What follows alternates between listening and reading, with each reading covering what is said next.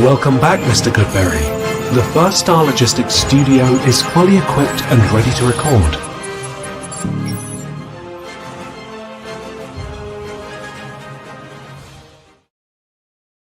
Welcome, everybody, to a special live edition of Bengals on the Brain, presented by First Star Logistics. I'm your host, Joe Goodberry. And on today's show, if you're looking yesterday, hey, where's my Bengals on the Brain? I need my fix on Tuesday. Well, the Jake and Joe postgame show was just that night. I was working. I couldn't get the film right away. So this is our first episode. We'll have a Friday episode this week as well. So we've got a lot of content for you. Fridays will be the film focus, which I figured here I can come on and talk about what I've been watching today, my thoughts on the game, since I didn't get to do it right after the game on the post-game show.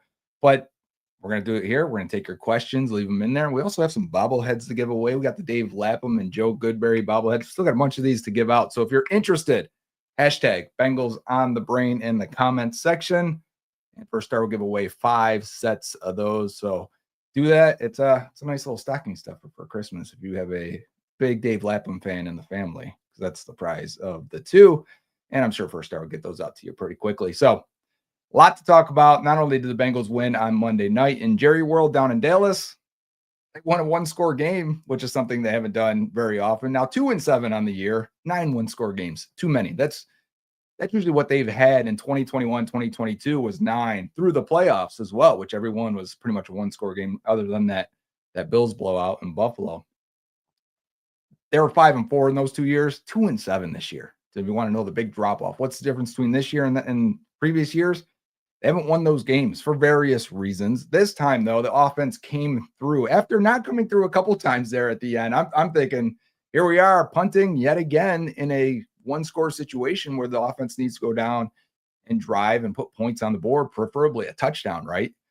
Instead, it's our old friend Nick Vigil blocks the punt. Mumu John Meta misses the block completely. The most hilarious part of the whole thing is that he misses the block. Blocked punt goes. I think it was Amari Awurie tries picking it up for the Cowboys, just picked up off the practice squad for Dallas, bounces off of him, and John Meta recovers the fumble. The fumble. I actually had to, because it's such a rare play, I actually wondered if that was Bengals ball or not. How does that work? I mean, it's hit behind. If it stays behind the line of scrimmage, is that just a block and the blocking team recovers? Or do you have to recover it cleanly? But I guess if it bounces off a return man, it is a loose ball, which I did not know. Never seen that. And on Twitter, on X, someone sent me a clip of it happening to the Cowboys in 2021. Again, Cowboys have done that twice in the last few years. So if you think we've got it bad, not as bad as Dallas lately. But the Bengals found a way to come back, finish that game off. Nice little out route to Jamar Chase, who continues to be on a rapid pace, cuts upfield, makes his guy miss, and takes it in for the touchdown. Outraces everyone. Watching Burrow, watching Jamar has been a pleasure this year. Even I mean, this season is taking its toll on us, you know that. But watching those two and watching Burrow play at such a high level, that's been awesome to see. Watching Jamar play at such a high level, I wish they were winning more, because we look at these old players sometimes and we say, like, Willie Anderson, trying to get him into the Hall of Fame, Kenny Anderson and other guys. But a lot of times outsiders don't see what these players did in Cincinnati, especially in years where they were losing. Luckily, the Bengals are still a huge draw for the NFL. So fans are still watching these games. Analysts are still talking about the Bengals. And maybe it's today's media, it's just a different world, but you see what's happening even in a 5-8 season. You see, like, people are saying right after games, Joe Burrow should be MVP. He would be MVP if they were winning. Jamar Chase should be Offensive Player of the Year. And it stinks that they're not having a winning season this year, because those are Hall of Fame type of marks on your career. Those are accolades that when you get those, you're immediately in the conversation down the line. And we're not there yet, but you hope to have this a couple more times in each guy's career, but there's no saying it'll happen. And it stinks to happen in a 5-8 season. There's a lot more to talk about, and I'll get to your comments in there. I did want to bring up also the Joe Burrow post game, talking about T. Higgins, and that there's a chance it can get done, and that we're going to do what it takes. And a lot of vague talking in that. And is there hope there? I'm sure a lot of people have questions about that. I believe it was Jeremy Fowler and Dan Graziano had a post on ESPN today on the website saying that T. Higgins, the rumors are that he's left his agent, David Mulligetta, who the Bengals have struggled to work with. And if that's the case, remember that was the agent for Jesse Bates as well. His name is guaranteed money, and that's where the Bengals don't like to play. And it sounds like he's moving. T. Higgins could be moving to Joe Burrow's agency. And if that's the case, maybe we are back on T watch. And what does that do for the offseason? Because, I mean, in a 5-8 season, yeah, they're not dead yet. We'll talk about some playoff scenarios. But at the same time, how can we not have one eye on the offseason and the future of this team, whether that's coaching, players, what to do in the draft and free agency? And I'm sure you guys have your questions there. We're going to go a full hour, so I'm going to get to these questions. But it's hard not to already look at that and say, maybe we can open that door again and start talking about T. Higgins. Because I was writing it off, as I think a lot of people were. We have, because I didn't think they can get a deal done with that agent. I thought at the very least, they will tag him if he plays really well and if he stays healthy, which, he's played well this year, but he hasn't stayed healthy. But it would have been a value to tag him again. Maybe they don't have to do that. Maybe they will get it done. Maybe they will try and go down a path not many teams take by signing two high-priced receivers. So if that's the case, that'll be fun. I want to mention, though, don't forget, Bengals on the brain is the hashtag if you're looking for some bobbleheads. We got Dave Lapham and a Joe Goodberry bobblehead, courtesy of First Star Logistics, and also not the Bengals on the brain, but the Jake and Joe post-game show on Sunday this week, giving away 2 PlayStation 5s, wrapped Bengals PlayStation 5s. You're going to want to be in on that. One on X, one on the show. Every week yes, if you have a question, Dave, my producer there, will bring it up. I saw that scrolling across the bottom. But one on X, one on the post-game show. Saw someone on X ask today, do we ever see people win these? Yes, we do. It's not as often as we'd like. We want you guys to post the picture when you do get this stuff. First, I would love that. We would love that. I'd like to see it. But make sure you do when you do get these PlayStation 5s. Show everyone. I've seen them going out. I've sent stuff out myself as well. So I know they're going out, and I know people are getting them. And I appreciate you guys being in here. I'm going to go through some of these questions real quick before we get to, my brain ramblings. We don't want to ramble too much, but yes, I was going right there, Dave. You're on it. Joe, would you rather, 1, tag T for a 1-year, $28-ish million deal and run it back for an all-in year, or 2, sign T for a multi-year deal costing more money but giving us a Super Bowl window? Now, when you lay it out like that, it's tough because one thing, the second-year tag would be $26.8 million. So it'd really be about 27, give or take. But an extension would actually be cheaper on the cap. An extension, even if he signed, let's say, for $28 to $30 million a year, and I think the range would be 28. Look at like Michael Pittman, Brandon Ayuk type deals. I don't think he's going to get a CeeDee Lamb, Justin Jefferson, Jamar Chase. He's not going to get that deal. But you look at like Pittman, his year one cap hit was $18 million. You look at Brandon Ayuk, his cap hit this year after signing an extension, $5.75 million. So an extension could decrease his cap hit in year one. Sure, it'll increase the cash, which is something we have to talk about when we talk about the Bengals. We have to be very aware of the differences between cap and cash. And this will be probably a whole episode in the future. I can break it down real quick. Cash is how much the team is actually shelling out that year. And every team has to be aware of what cash they're actually spending, right? But the cap is only the accounting. How do you, if I give you $20 million, you $20 million, and this guy $20 million, three guys with $20 million average per year, and say I actually cash give them each $20 million per year, the cap number doesn't have to be $20 million. It can be 5, 10, and 20. It can be whatever you need it to be. It has to balance by the end of the contract, but the cap number does not have to be representative of what your average per year is. So even if they gave Higgins a $28 million per year, 3-year extension, his first year cap hit could be $18 million, could be $15 million. It could be much cheaper than what it was even on the tag this year. So they could save a lot of money and squeeze it, pack the roster this year with some moves. So when you're doing that and you're saying, hey, they may have $100 million to spend this year in cap space, probably a little bit more in cash. I'm thinking 120, and they could probably stretch it even further if they wanted to. We'll see if they want to. They typically don't. But when you look at that and say, all right, they got $100 million in cap space to spend, it's not always a 1-for-1 what the average per year is. You got to think about that. A lot of teams, other teams would pack that $100 million and get 10 players in that. The Bengals sometimes do it the opposite way and make sure they have cap space in future years and overinflate the first couple years and end up not maximizing the roster. So let's see how serious they are. I think if they're considering signing T. Higgins, which is now on the table for us to discuss, then I would assume they're going to pack that roster because it's going to be tough to fit everyone under there. You can fit it, but you have to be a little bit more flexible than the Bengals have been in previous years. Next question from Dan the Man. Joe, what on earth can be done by us, by the front office, to get Hall of Fame voters' attention and get Kenny Anderson the recognition he deserves? Dan, great question. Kenny didn't make it to the finals again for the senior committee. I don't know. It felt like he was close 5 years ago or so, and then now it doesn't seem like he's getting there. I'll tell you what, I had a conversation with a Hall of Fame voter, and it was when Kenny Riley got in, and they said, well, we can't do Willie Anderson this year. He was close, but we're going to get Ken Riley in, and we can't put two Bengals in the same year. My response to that was like, why can't you? So maybe Willie's getting so close that it's hurting Kenny Anderson. Again, I think put them both in. If it happens, it happens. So what? But I think they try to be more calculated with it, and it ends up hurting guys. Guys that are very deserving end up sitting far too long.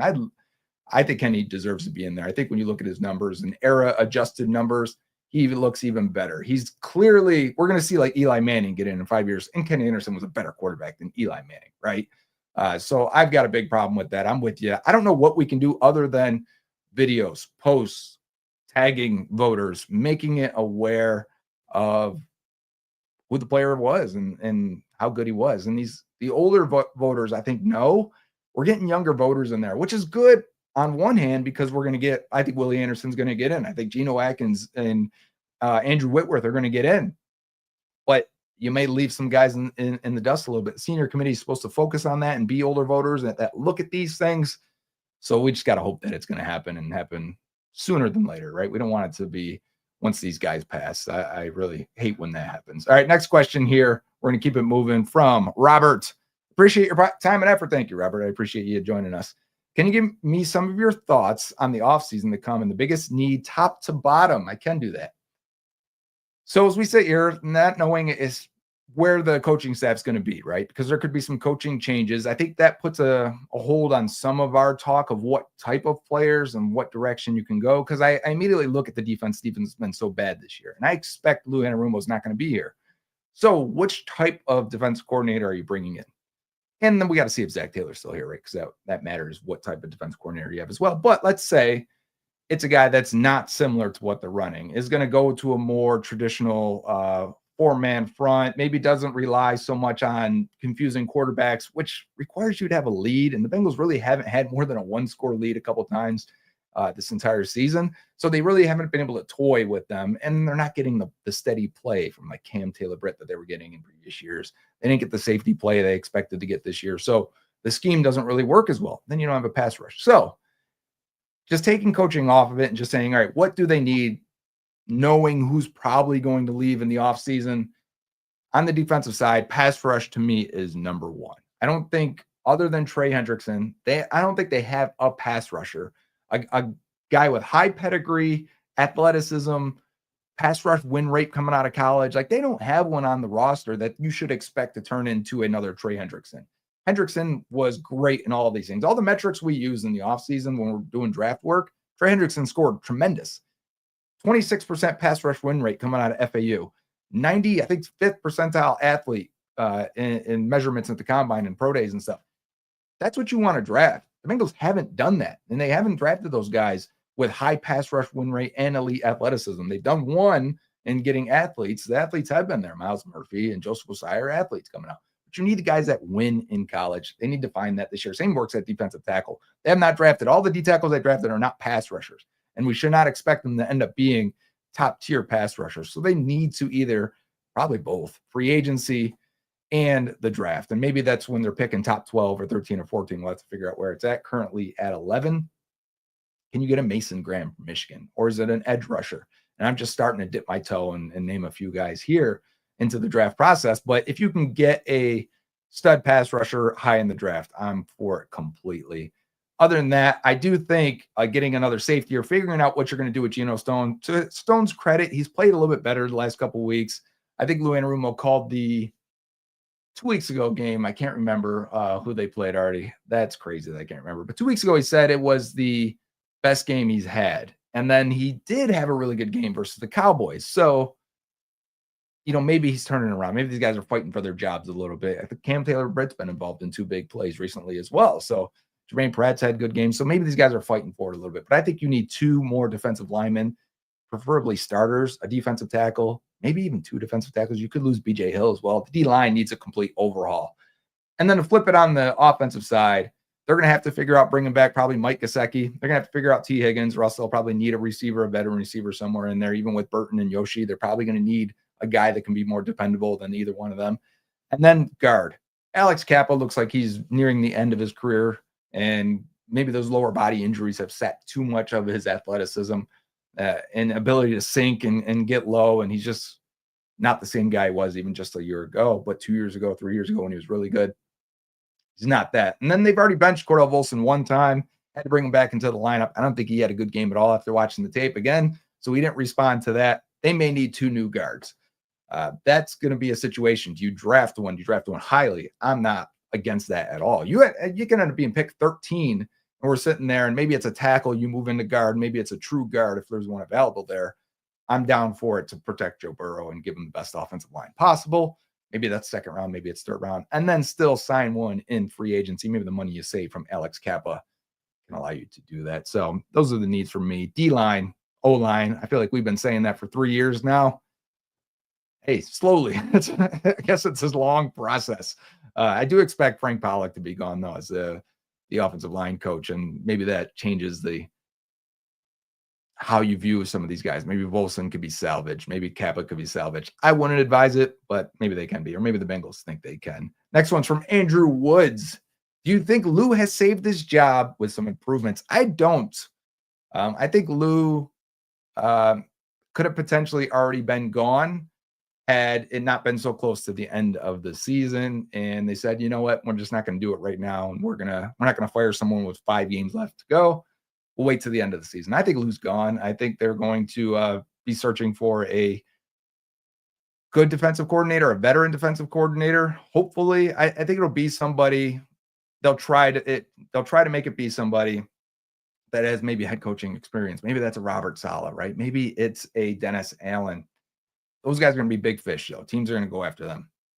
We'll have to see if those guys want to be Zac Taylor's defensive coordinator. Because remember, Taylor struggled to find a defensive coordinator. Lou wasn't the first choice. He might have been choice number 5, 6, 7. They tried to interview Aaron Glenn. Remember, that's the Lions defensive coordinator, and the Saints blocked it. So not that they can get Aaron Glenn now unless he was a head coach candidate, which if we end up down that path, I guess we don't know yet. It could happen. But I do not think, if you're asking me, did Lou save his job? I don't think he did. And I don't think he can at this point. Even last night or Monday night, watching the defensive film, if the Cowboys were any type of good offense, if Cooper Rush was a good quarterback, the Bengals would have got smoked again on defense. So there was a lot of mistakes, and luckily Cooper Rush just did not see it, didn't have the expertise to get to those reads and get to those guys. Big mistakes again. Cam Taylor-Britt, Josh Newton had a miss. There was a couple more, and I'm just like, yeah, this Titans, you'll be fine. Browns, maybe. Jameis has been playing well, but then maybe Bo Nix is probably going to be a problem, even though he's a rookie, if these issues don't get cleaned up. So we'll see. We'll see how it goes towards the end of the year. But yeah, the defense wasn't that great again. Next one from Lord. Oh, no, you got me on a different one here from Maka. With the cap space we are going to have next season, if the cuts we think actually happen, will we go for some tier A free agents, or will the front office do what they usually do and hope for some BC players? I can answer this pretty confidently. They will not go after those A players. It's not what they've done. And to be fair, they have done, I think, okay in free agency. If we go back to 2020 and then up to 2024, 2024 was really the only bad year. And yeah, there was guys like Mackenzie Alexander and Trey Waynes, and those things kind of happen. You're never going to be 100% in free agency. But if you can hit around the 70% mark, which I feel like they have, right? Trey Hendrickson, maybe the best free agent they've ever picked up. DJ Reader, Chidobe Awuzie, Mike Hilton, Vaughn Bell, Larry Ogunjobi. I think Hayden Hurst was a hit. I think Mike Gesicki was a hit. Sure, Rankins was not. Geno Stones was not a hit. Eli Apple was a hit, right? For what they need him to be as cornerback 4. So I think they've had more hits than they have misses. Nick Scott was a miss. There's quite a few in there. I just did rank them recently on Twitter and try to figure out what it looks like. And I came away saying, you know what, they've done well. Orlando Brown was a hit, and despite the injuries this year, I thought he was playing really well until he got hurt. So do I think they'll go for A-level guys? I guess that depends on who believes they're an A-level player. Like Trey Hendrickson, Orlando Brown, and who's the other one? DJ Reader. I had them as tier 1 players in free agency because they were young. They were really good at what they were tasked to do. They had high upside still. I thought they'd get better in those years, 25, 26, 27, especially like Reader and Hendrickson. I thought that. But the league didn't think they were tier 1 players. So the Bengals saw that as an opportunity to get a value player, a good player that's a value. So if that happens again, yes, they will sign a value player if it presents itself. But do I think they'll go out and attack those guys? No, because those guys typically demand big contracts, big signing bonuses, big guaranteed money. The guaranteed money has been the hang up for the Bengals. And if we're already talking about extending T. Higgins, Jamar Chase, and potentially Trey Hendrickson, I don't see why you wouldn't try to get Hendrickson for another couple of years. I don't see his play dropping off. Hasn't dropped off yet. If anything, he's gotten better the 4 years he's been in Cincinnati. But if you plan on extending those guys, doesn't leave you with a lot of year 1 cash to spend. So that means the big free agents you're not going to be able to throw that money at them and get them to come here. But you can still sign a bunch of values. Like Mike Hilton was a tier 3 guy. Chidobe Awuzie was a tier 3, BC level players, as you reference them. You can find a lot of good players. Von Bell was a tier 3 guy. There's a lot of guys that you can bring in to help this team at a cost-controlled value. And I think that's, not to defend them, because I don't think they handle free agency over the course of their history very well, but you can find value free agents if you hit. And this year, it just did not work out for them. And you go back and look at some of the free agents that were available, and you kind of go, yeah, it just wasn't a great free agency year for the needs they had, which is why I think people lend themselves to end up going, they should have just kept Reader. Because remember, Reader at the time was hurt. He was 30. They weren't sure. And he played just 40% of the snaps for the Bengals on his previous contract. Just weren't sure. But then you go back and look, and like there wasn't anybody else. And you're still sticking McKinley Jackson as your nose tackle.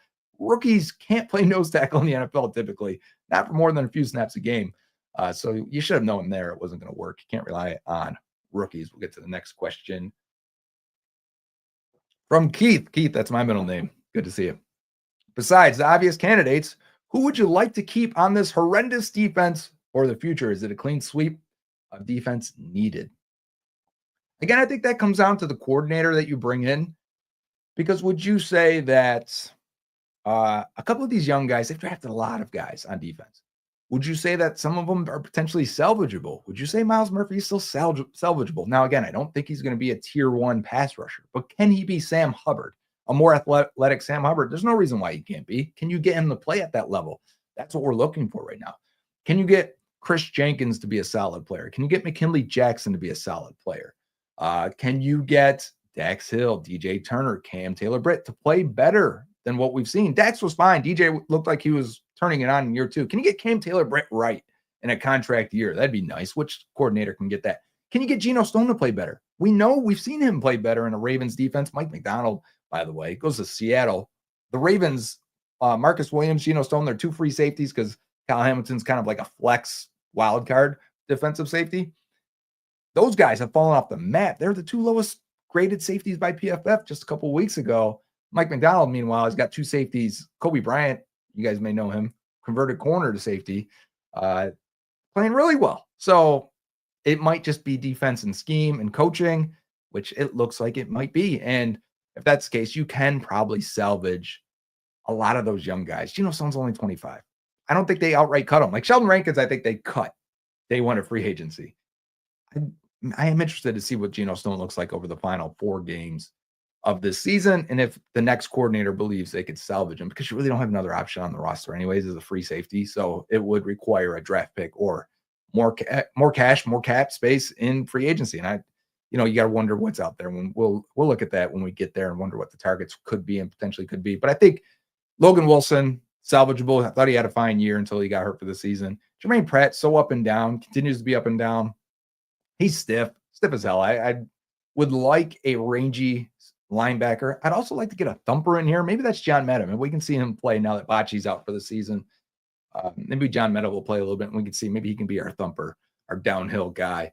But otherwise, I think it's, just can Jordan Battle be salvaged? His rookie year, that's why we can't forget about that. Can Jordan Battle be salvaged? I think he can be. So if you get a defensive coordinator in here that you think can fix a lot of those guys or help them, maybe it's a guy with a defensive background, because you spent so many picks in those areas. Cam Taylor, Brett, DJ Turner, Josh Newton, Dax Hill, Jordan Battle. If you can salvage those guys, the defense instantly takes a jump if those guys at least play at a decent level. The issue still is I don't believe you have the talent at pass rusher to get there. So I would still spend picks and try and add resources to that if you got the right guy. All right, next question here. Lord Behemoth. How do the Bengals address O-line going forward, considering Joe's comments on T being a need? Good question, right? Because if you're saying we are going to sign Jamar Chase and T. Higgins,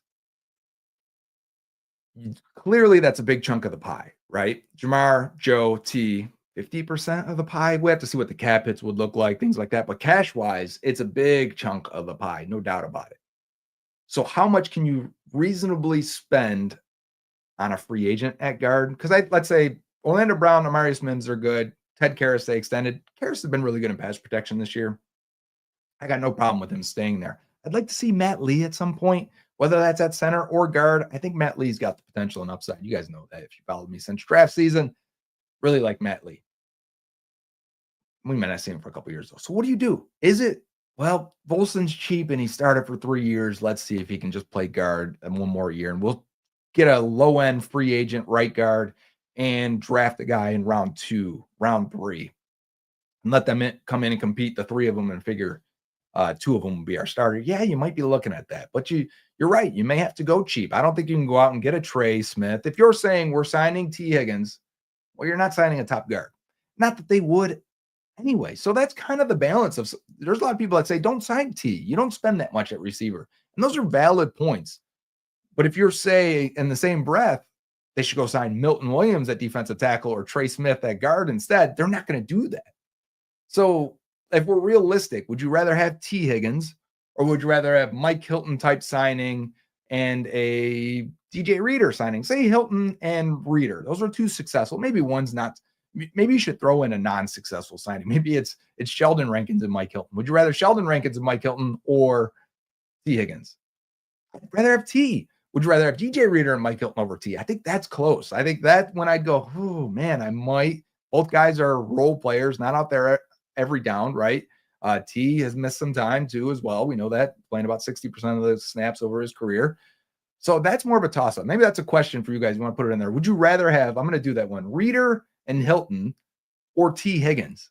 If you had to pick between like spending in free agency for 2 players or keeping one, which way would you go? I'd be interested to see what the responses are to that. But you're right. They're going to have to figure out. They're going to have to draft better. It's really what the answer comes down to. Next one from Jake Shelton. Is this team ever going to spend to the cap? If we really do get T back and extend Chase, the rest of the team is going to suffer bad unless we get lucky on picks or start spending. Hey, Jake, you're not wrong. They do spend to the cap, though. They roll over that $7 to $8 million every year, which I think is silly too, because if let's say it's 10, let's use an easy number. Let's say the cap is $250 million and you roll over 10 of it. What's that, 2.5% of the cap? If next year the cap goes up to 275 and you get that 10 million back, that's a smaller chunk. That's a smaller percentage every year. Spend it now. Save money now, or spend it now. Spend the rollover cap now and worry about it later, especially when you're in a Super Bowl window. You're supposed to be, right? Burrow's having an MVP season. You got an offensive player of the year type season. You didn't spend to the cap. I've talked about this numerous times. This one gets me fired up a little bit.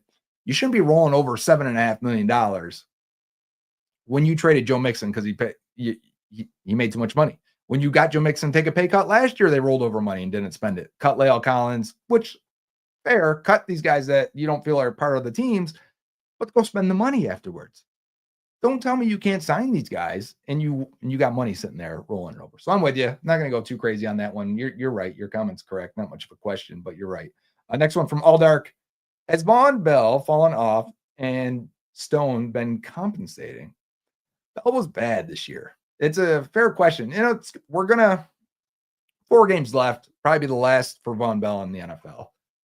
And we've had a good time with Von Bell. So I don't want to make it sound terrible. I'd almost like when I did the free agency list that I posted on Twitter, it was to subscribers. So if you didn't see it, that's probably why. But when I did the list of free agents they've acquired, I did 2 Von Bells, the one they originally signed and then the one they signed this year. The one they originally signed, one of the best free agent signings they've had. What great moments. Leadership. He was a captain that hit on Juju, right? That set the tone. He was a very good player for them in that span. This one is not that. He's a shell of himself. He can't move as well anymore. He can't cover. He has no range. He's even missing tackles. He's not getting to tackles the way he used to. When your legs aren't there anymore, you're really not going to get to the same amount of tackles. So, yes, I do think when you look at what the Bengals have played on defense this year, it's been a lot of single high, deep free safety. Geno Stone playing the most free safety snaps in the entire league. And he is a free safety, but he's a too high free safety. He doesn't have the range of Jesse Bates. He's not Earl Thomas. He's not Kirby Joseph, who's a really good safety right now out of Florida for the Detroit Lions. They have the 2 best safeties in the league, Branch and Kirby Joseph. If you want to know how good safety is, how important safety is to a good defense, look no further than Detroit Lions. But Geno's not that guy. He's not some super athlete that has the range. When you look at what the Ravens did with him, he was in too high safeties, deep safeties, rarely going into single. He did it at I think it was 35 to 40% clip because I looked at this about a month ago. The Bengals are doing it much more than that. Strictly free safety for Geno Stone. And you're leaving him exposed a little bit. So I think he can play better? I do think he can. And I think a different scheme would help him out. And I do think another safety would help him out. If we see improved play over this last month out of Geno Stone, and it's partially because Jordan Battle is a better athlete and has that spunk in him, and he's just making plays and getting to plays quicker and more often with a little more intensity than Von Bell was, it may make a difference, and it may cause us to evaluate that. Again, yeah, remember to put in the hashtag Bengals on the brain. Don't put Brian. We got Brian Callahan this weekend with the Titans. Or we got a couple bobbleheads to give out. First Star Logistics, they ordered about 5,200 of these things. I actually don't know the number. Feels like it, though. They've got a whole warehouse of them. They got to give them out. So if you want some, use the hashtag Bengals on the brain. All right, next question from Eli Murphy. With our struggles at safety this year, and barring us putting investment there next year, do you think there is any thought to move Dax Hill back to safety next year, especially with the new DC? I haven't thought about this too much. I guess it is possible. I guess a new defensive coordinator come in and say, no, this guy's a safety. I can use that. I can use that speed and a guy getting involved in the versatility of a Dax Hill much more. And yeah, that's possible. I guess it is. And the Bengals have drafted a couple guys like this. When Dax was drafted, there was a lot of questions. Can he play corner? Is he a corner or a safety? And then when Cam Taylor-Britt was a prospect as well, a lot of people said, hey, he'll make a good safety. He's got the size. He hits like a safety. He's kind of tight in the hips, so you don't want him in man coverage too much. A little loose with his hands at times, grabbing and pulling. You want to keep him away from that and put him at safety. And then the Bengals, he's played well at corner, well enough up until this year. So I wonder if they do have that flexibility, because I think DJ Turner played well enough to, if he's healthy again, you let him try to compete for a starting spot. And then Josh Newton, I think they like him as a future replacement for Mike Hilton. We already saw it in this game versus the Cowboys. Mike Hilton would come out in those dime packages, right? 4 corners, dime. He's coming out in those 3rd and long situations. It was Josh Newton replacing him. It was DJ Turner early in the year. And then we should point out also that when Mike Hilton missed the game that Dax blew his knee out on, Dax was the slot corner. So what are they going to do next year? Hilton's a free agent. I don't expect them to re-sign him. We saw that touchdown, CeeDee Lamb. There's just no burst in Hilton. We can say this about how many defenders. There's just no. They look like they're all running around with dead legs out there. It looks like that with Hilton in coverage. Maybe he goes to safety. He probably could extend his career a little bit longer, even though he's so tiny. But we're gonna have to figure out where these guys are playing. I hadn't considered moving Dax back because, man, they have jerked him around every year. He's played a new position or doing something new. So maybe you want to keep him at 2 positions or at the same position for 2 years in a row. Would be beneficial to his development. But maybe he's moving to the slot next year also. That's where they played him when Hilton went down this year. We'll have to see what the new coordinator potentially does. All right, next question. Jekyll and Hyde. I think you won something, didn't you? Because I remember that name. Question here. Why do we not hold Zac Taylor? And if you did, put it in the comments so we can remember. Why do we not hold Zac Taylor more accountable for the defense and special teams performances? Shouldn't the head coach be culpable for when there's problems playing complementary football? Yes, we should. We should hold them accountable, especially if he was. No, we should anyways. I was going to say if he was more involved. It doesn't feel like he's involved that much on the defense. I was going to. So it's kind of two sides of my brain fighting each other right there for what to say to that. Because yeah, we should say, hey, your defense is not good, Zac. What's going on? Your special teams, to be fair, special teams I thought has been good. The kicking has struggled. It has been good till you get a punt block. Now I'm like, your defense stinks. But I think Joe Bacci went down and it was John Meta that replaced him at that spot. So maybe it was just a personnel thing there, not having the next guy ready. John Meta's played a lot of special teams this year, so why wouldn't he be ready? We'll have to see. Darren Simmons, though, and Lou Anarumo. These are two guys that are well paid at their respective positions. If Zac felt like they could control those sections of the game, I would understand. If he's not in those meetings all the time and overwatching those guys, I would understand up until this year when the defense starts playing poorly and maybe, you get more involved in trying to figure out what's going on over there. But not every coach does.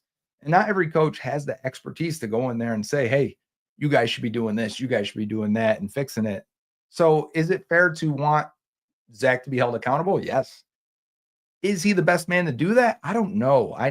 From what I understand, he's controlling this offense and this offensive side that's doing pretty good this year. And other than that, should we say, hey, Zac, you get fired because Lou gets fired? I don't know. I think there's one other part to this we're forgetting. The front office has not gotten them good players on the defensive side. The draft, there's a bunch of players that they've drafted where I'm like, I'm not into it. And then they've signed some free agents this year that did not work out while you're letting guys go that have been good players. Jesse Bates, you should never let him go. That should never happen.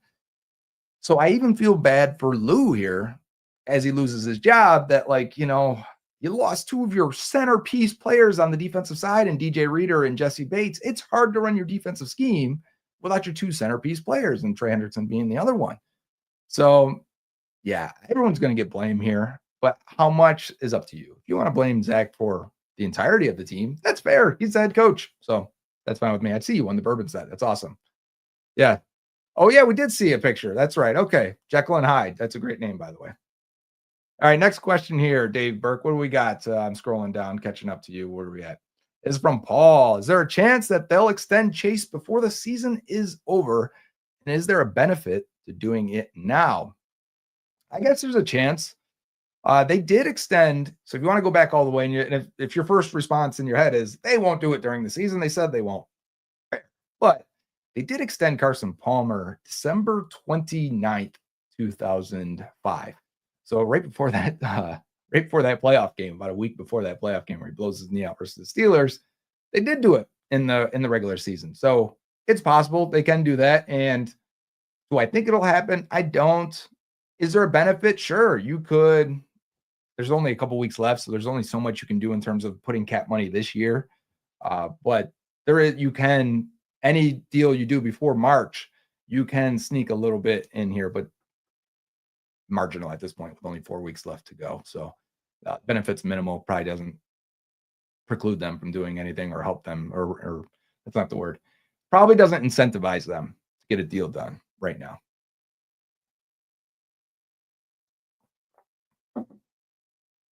Yes.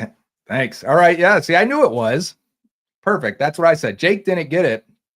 Did you guys see the comments on there? It's a play on Jekyll and Hyde. Of course it is. Jake didn't understand that in the post-game show. Next one from BLXSTB. I'm probably butchering that because that probably stands for something. Who would be your absolute favorite free agent signing for the Bengals to make? Now, let's say we're not worried about money because we'll probably do 2 episodes or maybe 1 episode and we'll split it. One is, man, if we could operate like the Eagles, let's say, how would we attack free agency? And then we'll have to do another one where we play in the Bengals sandbox and be cheap and go and attack free agency.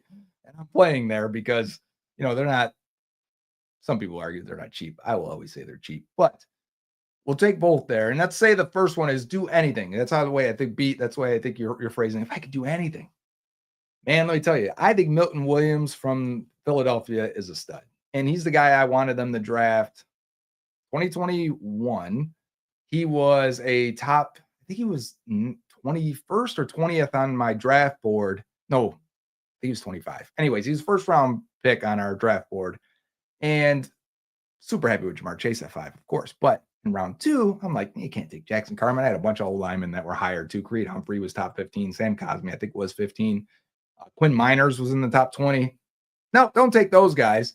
Then you come around to the 3rd round, and I got Joseph Osai in the 1st round also. He was at like 30, and Milton Williams was just a couple ahead of him, a couple spots. I wanted Milton Williams. Williams goes a few picks after Joseph Osai to the Eagles. He was from Louisiana Tech, I want to say, slow developing. Of course he was. He's coming from a small school. He's a small guy.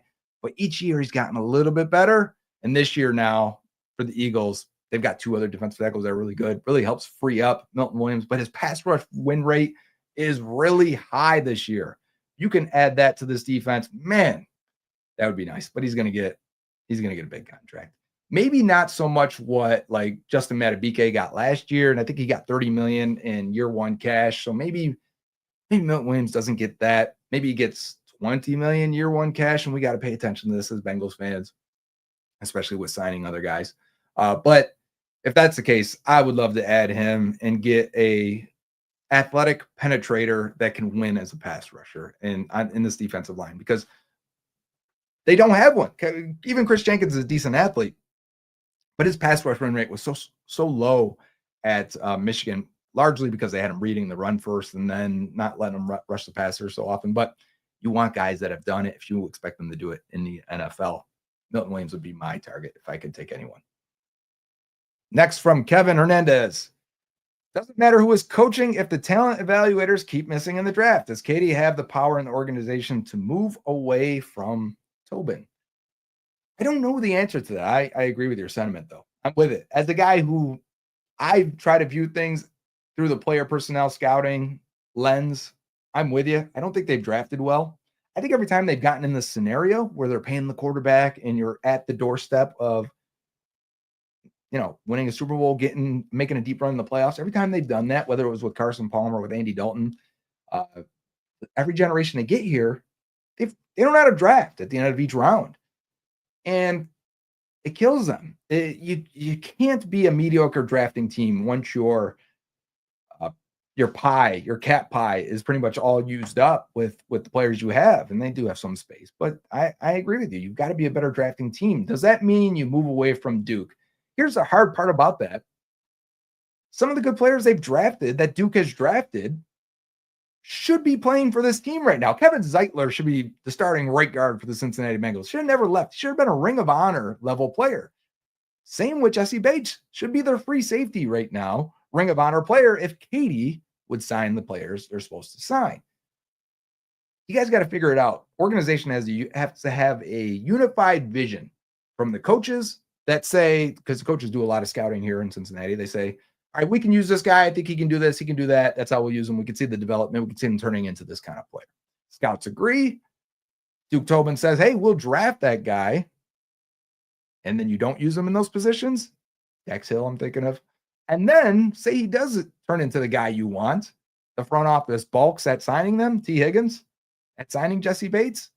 Well, guys, we don't hit that many draft picks for you to not sign them and extend them. That's why I'm back on board with signing T. Higgins, to be honest with you, because the last draft, all these guys that should be up for extensions, Cam Taylor-Britt, Dax Hill, or Zach Carter, right? That was the first 3 picks of that class. We're like, I guess none of them are getting extended. The money's there. Go sign T. Higgins. I'm back on board with it. So there has to be more of a unified vision from the front office to the scouting, player personnel, and coaching staff to make sure we get these guys in the right direction.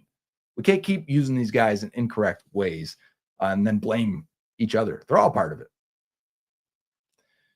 Thoughts on Burrow's comments on T today? I didn't see the comments today. If I had some run around to do. If you're talking about from after the game, where he said that they expect that they'll take another swing at this and get this done, then I touched on that to start the show, or a couple minutes in.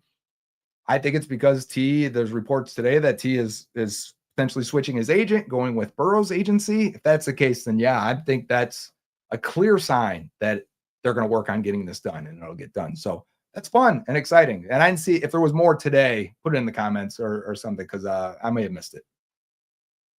All right, next question from Lord Behemoth again. With all the unknowns and how the team finishes this season and approaches the offseason, what are you reasonably confident that will happen to improve the team next year? Well, two things. I'll start with coaching. I've said this a couple of times. I think Lou's going to be gone. I think Frank Pollock's going to be gone. So let's start on the offensive side. If you get that right, and it has to be within the confines of what the Bengals want to run on offense. They want to drop back. They want to throw the ball 70% of the time, plus in some games. You got to find a good coach that can teach pass protection and design a run within that. The run game has to marry the pass game more, even if you're treating the run game like a stepchild, right? You still have to marry it a little bit better than what the Bengals have been able to do. Frank Pollock's an under center wide zone run game coordinator. The Bengals don't do that anymore. So I don't blame him too much for saying, like, hey, he's done what he's had to do to try to figure out a run game out of the shotgun. That's not his expertise. That's not his background. How about you start using guys what they're good at? Again, this is a common theme, I think. But get a guy that fits this offense, this passing offense, this shotgun offense. Maybe he's from college, right? They're shotgun 99% of the time. Maybe we can figure out a run game that's better executed, better coached, better blocked up front. And I think that helps the offense. That helps the team. And then on the defensive side, you get a defensive coach in here. We'll have to see which guys are back, which assistants are back. The safety room, the last couple of years, like maybe we have to look at safety coach. I think even corner, Charles Burks, like what happened with the corners we've drafted? We've given you enough picks. What happened with Cam Taylor-Britt? Maybe it's not all the coach's fault. Guys inside the building may know more than me, and we'll see how it goes. Defensive line coach, Marion Hobby. We haven't developed any of these guys we've drafted. We've got to look at this as a whole. So if you wipe the defensive staff, there are staffs in the league. Look at like the Cardinals, the Colts. There are a bunch of teams where if you just looked at the depth chart before the year, you would say they don't have as much talent on defense as the Bengals do. And yet the scheme works. Yet they get them to play above the level of their talent. I think a coach, I live in Buffalo. Clearly, you see the opening when it zooms out of Western New York. Like Sean McDermott has that defense no matter who they draft and put out there. Christian Benford goes undrafted after they take Kyer Elam in the first round. And Benford's the highest graded safety or highest graded corner from that class. Because I was looking at Cam Taylor-Britt, where he ranks in that class, same class, undrafted guy, highest in that class. The Bengals don't get that benefit that these other good defensive coaches and defensive-minded teams seem to get. If you could get the right defensive guy in that raises all boats, well, then all of a sudden these guys look a little bit better that have been disappointing us the last couple of years. So I think it's possible to, just from a coaching perspective, to make this team perform at a higher level next year. All right, next one. We got more here from Andrew Woods. Do you think the Bengals will play games with Chase's contract? You mean like negotiating like tactics and play games that way and maybe not be faithful, not bargain in good faith? I think they already have. Mike Brown said they would bend over backwards. And again, maybe that's part of not having the unified vision. And also, Mike Brown's here and he's still the owner of the team and the GM technically. But Katie Blackburn, we see, we watch the old Hard Knocks. Katie Blackburn has been negotiating the contracts for the Bengals for 30 years. Is it her not getting Chase locked up? From what I hear, they were at the doorstep of this thing getting done. It was expected by both parties that this was going to get done. Now that's a matter of perspective, because it sounds like the Bengals never moved up those guarantees to be an actual not practically guaranteed, but an actual guarantee. And they said, oh no, these guarantees will hit in year 2, year 3, like we did with Burrow. And Chase is like, no, I just want them to be guaranteed. And the Bengals wouldn't move. They balked at it on the doorstep of midnight and turned back into a pumpkin and just said, no, you can play this year then. You do that and you're hurting your cap space in future years now. Now it's going to cost you an extra $5 million every year. Questions here about who's going to play right guard, how they're going to go into free agency. Well, you didn't sign Jamar Chase early, so now you're going to waste $5 million more every year because you didn't do it. There's your right guard. So will they play games? They've already played games. Next question here, as I'm scrolling down, Jekyll and Hyde's back. What about CTB at safety, especially from being a former offensive player? Yeah, I think he could. I think Cam. Now, the problem with that is, sure, he's got the size and physicality, and he's stiff in coverage. We see that he's grabby in coverage. The problem is he's had a lot of mental errors this year, and you don't want that at safety. I thought the first 2 years, though, that wasn't an issue. So that's the big thing. What happened from the previous 2 years to year three? The mental issue, the mental lapses, the mistakes. He had a big mistake in this game that Cooper Rush never saw it because he was getting pressured and he had to check it down real fast. But like these can't be they cannot still be happening with a month left to go. You got to lock in Cam, and you can't have that at safety because he's going to leave everyone. That's why they moved on from Dax Hill because it just had too many mental lapses, which actually I never believed that fully. I thought Nick Scott had more mental lapses for sure. But yeah, I'm with you. If they can fix that, then maybe he would be a good safety. Remember, Bengals on the brain is the hashtag if you want some bobbleheads. I only have mine. I need to get Dave Lapham up here for a partner, put them on the shelf together. We're giving out 5 sets of those. Put the hashtag in at the end of the show, which we've got about 8 or so minutes. So I'm going to do that here, Dave. I don't know if we're doing a raffle like we typically do, or if we're going to just if you're just going to pick winners and send them out afterwards. Let me know on the private chat there, or however you want to do it. But you got more questions here? Or are you going to? Oh, we do have it. Great. We can do it now if you want to, or if you want to save it for the last few minutes, that's fine too. You hit the draw button. We're doing it now. We got 5 sets of bobbleheads. First one up. Spencer Cohen has the first set of Goodberry and Lapham bobbleheads. Congratulations, Spencer. We got 4 more to go here. I see your names pop up at the bottom. A lot of familiar faces, people I know from Twitter, people I see leaving comments here that I read here. Jake Shelton. Jake, you've been a commenter and a winner now of the bobbleheads. We'll get those out to you, courtesy of First Star Logistics. 3 more to go. Hey, First Star Media Group's going to get one. That's what they need. Ryan Ellsworth, our 3rd winner today for the bobbleheads. Congratulations, Ryan. All right, and we'll probably get more of those loaded there. I want to see if there was any more questions here, because we do have a few more minutes, and you're already on it, Dave Burke, my man. Do you think the Bengals will ever become good at drafting players? Well, they have been good. That's the hard part. That's the hope and the struggle. It's a big source for our frustration right now, but it's also why we have a little bit of hope. If you look at from 2009 to 2013, when they drafted Michael Johnson in the 3rd round, Carlos Dunlap in the 2nd, Geno Atkins in the 4th. Would you take a Geno Atkins right now? God, how much that would help the team in the 4th round. But all the way up to getting Marvin Jones in the 5th and George Iloka, that was a stretch of very good drafting. And it's why when they got to 2013, 14, and 15, if you weren't around at the time or online or reading articles from national media, that 2014, 15 teams, they're saying this is the most talented team in the league. Easy. Like guys that do draft work and player evaluation, the 2015 Bengals were the most talented team in the NFL before the season. They were packed. In 2014 to 2015, how many assistant coaches end up being head coaches, from Mike Zimmer to Hugh Jackson to Vance Joseph to Jay Gruden, Paul Gunther, not head coach, but he's moved on and played or coached in a long time. They had a lot of coaches.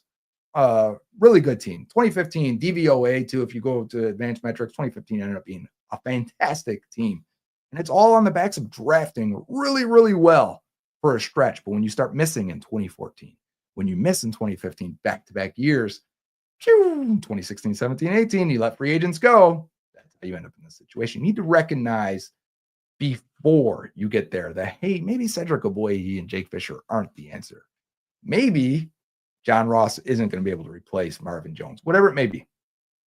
You have to make those decisions before you get to that moment. And the Bengals keep struggling. They get to the moment and they say, yeah, we'll go with this guy we drafted, whoever it may be. Next year, they're going to do it with Myles Murphy more than likely. They're going to cut Sam Hubbard and say, all right, Myles, you're our starter at left defensive end. And we're just going to hope he took the next step. As you see the comment down there, anyone ever wins anything on here, First Star, you'll see the top comment will be, so come back to the show later, look at the top comment, and it'll say, here's what you need to do to claim your prize. So if you're ever wondering, hey, I won something a couple weeks ago, go back to that episode. You didn't claim it because there's people that don't claim them. Come on. These things, you know how much these bobbleheads are going for on the black market? They're expensive stuff. All right, we've got a 5 more minutes here on this channel. I want to on this episode, I want to make sure we watch the Jake and Joe post-game show this Sunday after the Titans game. Also, Friday's episode will be the film review episode of Bengals on the Brain, presented by First Star Logistics. We got the 2 PlayStations to give away. One on X. So you're going to want to go to First Star Log on Twitter, find that tweet, do all the things. You got to follow Dave Lapham, Jake Lisco, myself, and then you got to retweet it as well and follow the First Star Logistics account. You do those things, you get entered, and then come into the show, post-game show after this Titans game, whatever the hashtag may be. Titan down is what they don't do. Tighten up, do they? What do the Titans do? Anyways, you put the hashtag in, and you got a chance to win again. So we got a couple more questions here. We'll take them as we wrap up this show. It's from Christopher. Have you started scouting the draft yet? If not, keep an eye on Ty Robinson, defensive tackle in Nebraska. If we lose T, who would you draft between Trey Harris and Kyron Lacey? So I've only started to just dip in now. I looked at my first mock draft. I feel like it was last week. Maybe it was Friday. Yeah, last week. Just to get familiar with the names that were going in the top, I can name about 5 guys now. I've started to watch some of the conference championship games. I don't watch college football. So my college football intake is 95% the draft. I'll watch the playoffs. That looks interesting.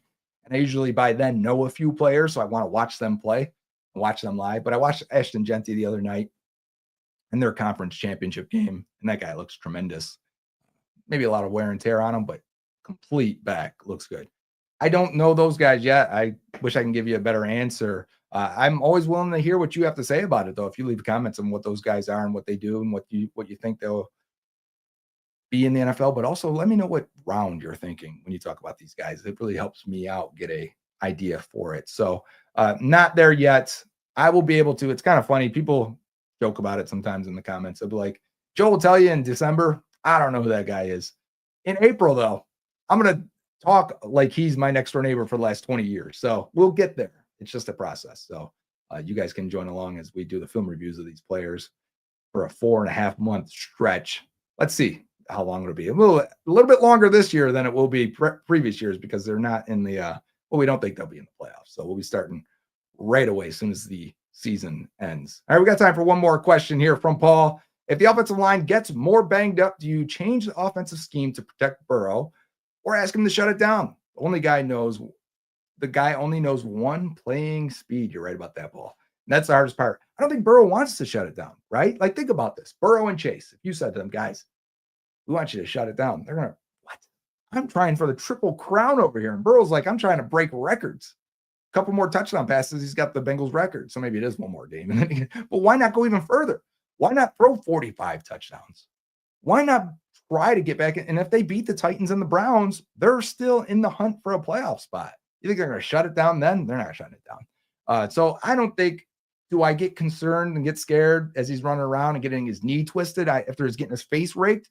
Yeah, I'm with you. So I feel the same thing you do, but I do think you're touching on a point there. And I said this during 2020 when he was taking a beating in 2020, his rookie year. He ends up getting hurt. I'm like, you know what? You're not winning this year. Start running the ball. Figure out the run game that fits this offense. Because even in 2020, it looked like they're running LSU passing and Rams running, right? Zac Taylor's background. And I'm like, this doesn't mix. It's not mixing together. Figure out the run game. Get your offensive line to be physical. Get them firing out. Get them to work together a little bit better. Get the development of that portion of the team, of the offense. And then like 2 weeks later, Burrow gets hurt. I'm there now. Like, let's run the ball a little bit more and just save Burrow maybe like 3 hits a game. If you can do that, maybe that's the difference. And maybe that'll save him. And maybe he won't get hurt. But man, are we holding our breath every single time he takes a hit? I am. I'm with you. It's scary, but run the ball. Let's see Chase run it. Khalil Herbert having a couple carries. I'd like to see this offensive line run block a little bit more anyways and see who's worth keeping going into the future. That might help out Alex Kappa, might help out Cordell Wilson. We'll have to see. Marius Mims needs the reps run blocking. He's not a very good run blocker right now. So that could be a big thing. This has been Bengals on the Brain live show presented by First Star Logistics. We still have 2 more bobbleheads to go. And we're going to do that right now as Dave pulls it up for me. Dave, we got 2 more to go. This is our last few minutes here. I appreciate you all joining me, watching. So many comments, discussion, good stuff. I appreciate it as always. Christopher Southern is our winner, our 4th winner. We got 1 more to go for the bobbleheads. And you can always hit me up on Twitter as well, at Joe Goodberry. It's where I'm at most of the time. Keith Vilsek Jr. Keith, my middle name. I said that before. Congratulations. You got the last set of the bobbleheads. Not the last set. We actually got much more. We'll probably give away many sets throughout the next year or so until they're all gone. But I appreciate you guys joining me. And until Friday's show, Bengals on the Brain, we're going to review the film a little bit here. I've got we got to look at McKinley Jackson. He's not doing so well right now. It's been a few weeks in a row. We're going to have to highlight some of those plays. But we do have some things on offense. Let's enjoy football. Let's watch a little bit, dedicate half the show to Jamar Chase and Joe Burrow creating magic. Maybe a little bit of Chase Brown. Is Chase Brown into your top 3 to 5 offensive players that you enjoy watching, or just players on the team that you enjoy watching? If it's Joe, Jamar, T, Trey, is Chase Brown the next guy that you just like, man, every time he touches the ball, he's there for me? Maybe we'll focus a little bit on Chase Brown. But until next time, thank you for watching, and hoo-day. Dave Lapham here, and every day I am grateful for my experience to have played professional football. As a player, I realize self-motivation, leadership, and appreciating your teammates are key. At First Star Logistics, you can use those same attributes to create the life you want for you and your family. Build your future by working hard like I did. You'll see results both on and off the field. Call First Star Logistics today and be part of our winning team. Opportunity knocking.